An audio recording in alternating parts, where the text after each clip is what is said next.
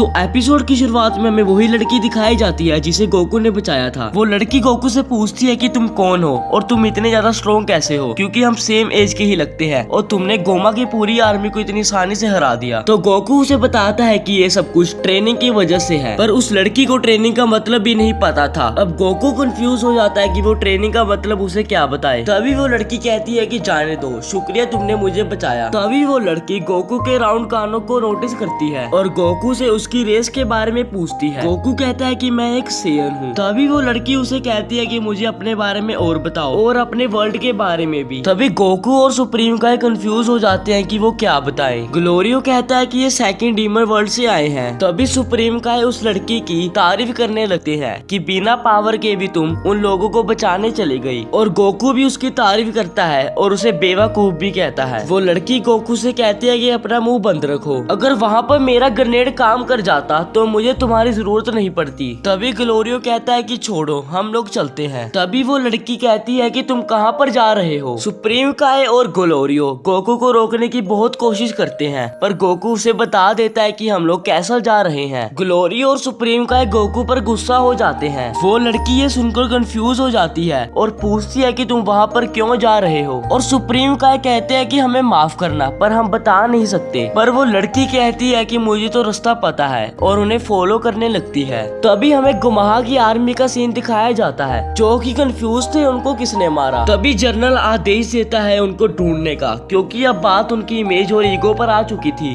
हमें दिखाया जाता है कि वो लड़की अभी भी उनका पीछा कर रही थी। तभी गोकू को भूख लगने लग जाती है। तभी वो लड़की अपने बैग से कुछ खाने के लिए निकालती है और गोकू इस बात से बहुत ज्यादा खुश हो जाता है। अब गोकू उसे उसका पीछा करने से नहीं रोकता। फिर हमें बताया जाता है कि उस लड़की का नाम पेंजी है। तभी गोकू उसका मजाक उड़ाने लगता है और कहता है कि ऐसा नाम कौन रखता है। तभी पेंजी गुस्से से गोकू का नाम पूछती है। वो बताता है कि मेरा नाम गोकू है। तभी पेंजी कहती है कि तुम मेरे नाम का मजाक उड़ा रहे थे और तुम अपने खुद का नाम तो देखो कैसा है, डीमर एलम में ऐसा नाम कोई भी नहीं रखता। गोकू कहता है कि मेरा एक और नाम है कैकारोट। तभी पेंजी को उन पर शक होने लग जाता है। पेंजी गोकू से पूछती है कि तुम किस तरह का मैजिक करते हो। गोकू इस बात को सुनकर कंफ्यूज हो जाता है। पेंजी बताती है कि डीमन वर्ल्ड में सब लोग माजिन मैजिक ट्रिक्स का यूज करते हैं। तभी गोकू कहता है कि मुझे भी एक मैजिक ट्रिक आती है और अपनी जीभ से अपने नाक को छूने लगता है। तभी पेंजी कहती है ये कोई मैजिक ट्रिक नहीं है। तभी पेंजी अपनी माजिक मैजिक ट्रिक दिखाती है, जिसमें वो एक स्टोन को हिलाने की कोशिश करती है। हमें पता लगता है कि पेंजी भी अभी इसमें माहिर नहीं है, पर गोकू तो इसे देखकर भी खुश हो जाता है। पेंजी बताती है कि उसकी स्पेशलिटी मैजिक नहीं है। पेंजी बताती है कि वो मशीन और टेक्नोलॉजी में माहिर है। तभी पेंजी सुप्रीम काय से पूछती है कि आप तो एक सुप्रीम काय हो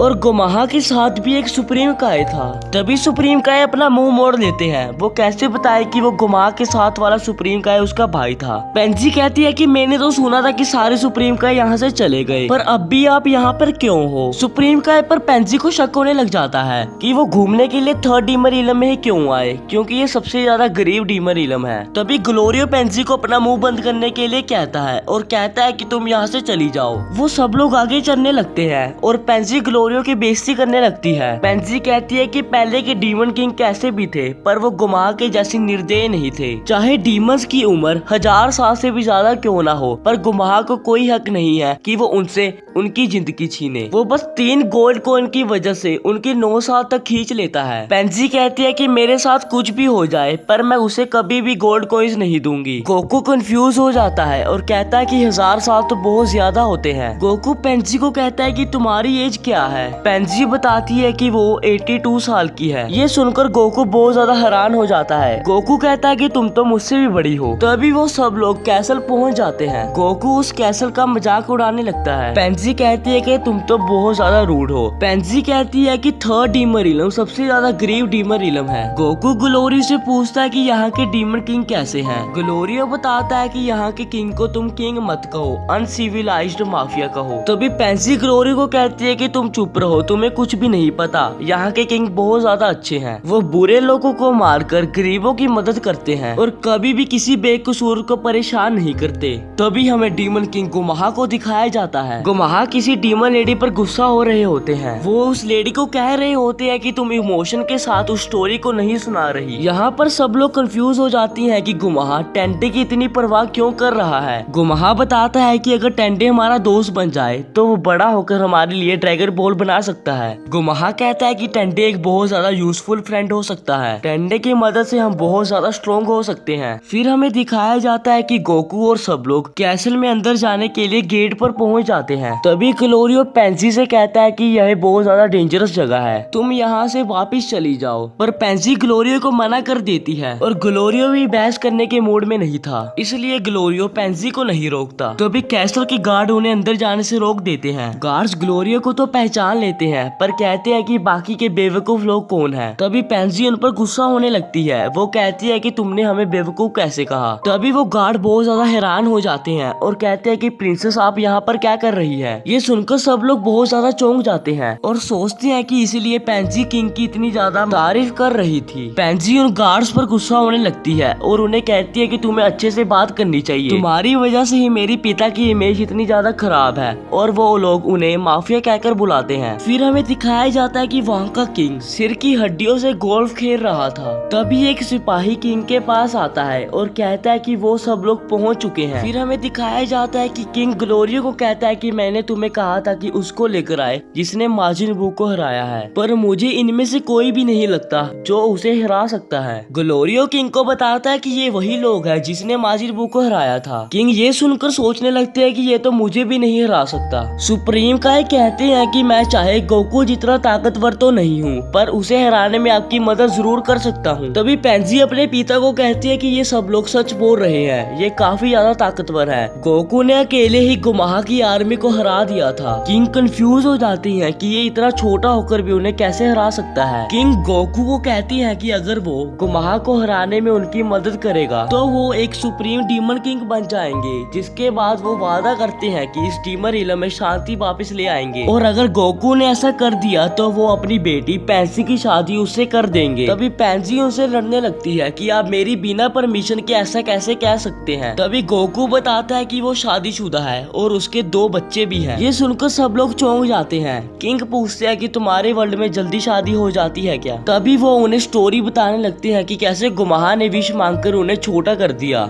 और उनके दोस्त को किडनैप कर लिया। हम यहाँ पर गोमाहा को हराकर अपने दोस्त को बचाने के लिए आए हैं, फिर बाद में उन ड्रैगन बॉल्स का यूज कर फिर से बड़े हो जाएंगे। किंग कहता है कि पागल मत बनो, तुम्हें पता नहीं कि तुम्हें यहाँ की ड्रैगन बॉल पाने के लिए तागागामी से लड़ना होगा और उन्हें हराना बहुत ज्यादा मुश्किल है। फिर वो बाद में सोचने लगते हैं कि अगर इन्होंने माजिन बू को हरा दिया तो उन्हें हराना कौन सी बड़ी बात होगी। किंग कहता है कि गोकू मैं तुम्हारा एक टेस्ट लेना चाहता हूँ। तभी वो लोग फाइटिंग एरिया में चले जाते हैं। किंग गोकू को इंट्रोड्यूस करते हैं। किंग कहती है ये देखने में कि बच्चे की तरह लग सकता है पर ये काफी ज्यादा स्ट्रॉन्ग है, इसलिए कोई भी होल्ड बैक नहीं करेगा। और इस फाइट का एक रूल है कि कोई भी फाइटर वेपन का यूज नहीं कर सकता। वो नहीं चाहते कि गोकू मारा जाए, पर गोकू कहता है कि उसे कोई फर्क नहीं पड़ता कि वो क्या यूज करते हैं, इससे मेरी बढ़िया ट्रेनिंग हो जाएगी। फिर गोकू बैटल ग्राउंड में चला जाता है और सबको पीटने लगता है। इस फाइटिंग सीन में हमें गोकू की सुपर सेन फॉर्म को भी दिखाया जाता है। सब लोग इसको देखकर चौंक जाते हैं और सुप्रीम काय प्राउड होने लगते हैं। वो किंग उन्हें एक स्पेसशिप देता है पर उस स्पेसशिप की हालत बहुत ज्यादा खराब थी और साथ में उन्हें खाने के लिए सामान और बेसिक नीड की चीजें भी देता है। तभी सुप्रीम काय किंग को कहता है कि हमारे कुछ दोस्त भी यहाँ आना चाहते हैं पर उन्हें यहाँ का पिन कोड नहीं पता।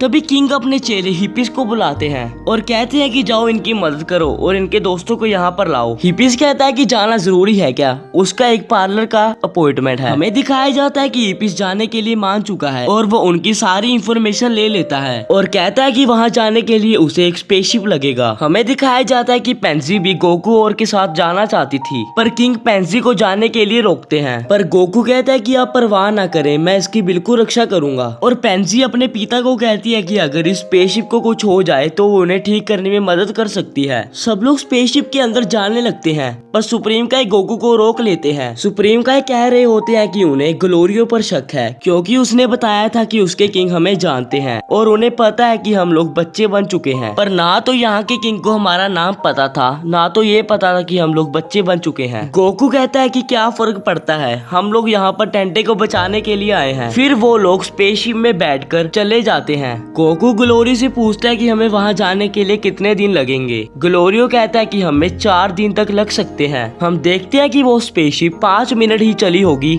पर वो तभी क्रैश हो जाती है और यहीं पर ड्रैगन बॉल डायमा का एपिसोड 5 खत्म हो जाता है।